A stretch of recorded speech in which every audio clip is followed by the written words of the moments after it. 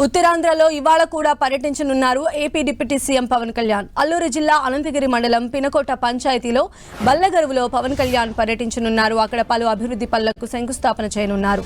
అనంతరం బల్లగరువు గ్రామ ప్రజలతో పవన్ కళ్యాణ్ ముచ్చటించనున్నారు.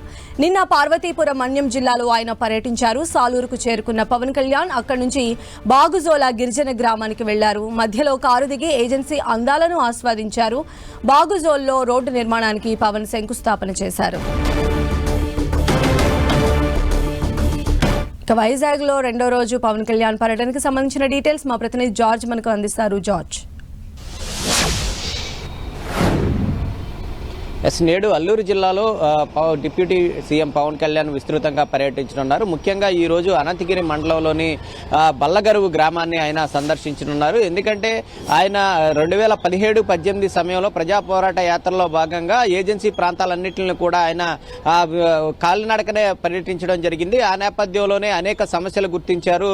ముఖ్యంగా చూసుకున్నట్లయితే రోడ్లు లేకపోవడం, తాగునీటి సమస్య, గిరిజన యువతకు ఉపాధి లేకపోవడం, ఇవన్నీ కూడా ఆయన గుర్తించడం జరిగింది. ఈ నేపథ్యంలోనే వాటిలన్నింటిని కూడా కల్పిస్తామని గతంలోనే హామీ ఇచ్చారు.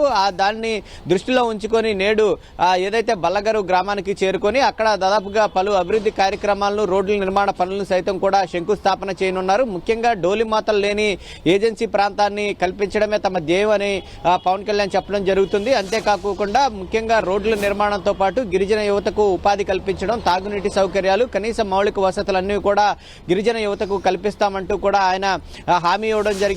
ఏదైతే ఎలక్షన్ లో గెలవక ముందు సైతం కూడా తాను ప్రజల్లోనే ఉన్నానని, ఇప్పుడు సైతం కూడా ప్రజల్లోనే ఉంటానని ఆయన చెప్తూ ఉన్నారు. ముఖ్యంగా వర్షాన్ని సైతం కూడా లెక్క చేయకుండా దాదాపుగా గత వారం రోజుల నుంచి కూడా ఏజెన్సీ ప్రాంతాల్లో ఎడతెరపు లేకోకుండా వర్షాలు అనేవి కురుస్తూనే ఉన్నాయి. అయితే వర్షాన్ని సైతం కూడా ఆయన లెక్క చేయకుండా ఆయన షెడ్యూల్ ప్రకారమే ఏదైతే గిరిజన ప్రాంతాల్లో ఏదైతే డోలీ మార్గాలు లేకుండా చేయాలి అని చెప్పి పవన్ కళ్యాణ్ అనుకుంటున్నారో దానికి శ్రీకారం చుట్టినట్టుగా కూడా తెలుస్తోంది. కాబట్టి ఇంకా మౌలిక వసతులు కల్పించాల్సినటువంటి ఫ్యాక్టర్స్ పైన కూడా దృష్టి సారించే అవకాశాలు ఎంతవరకు ఉండొచ్చు?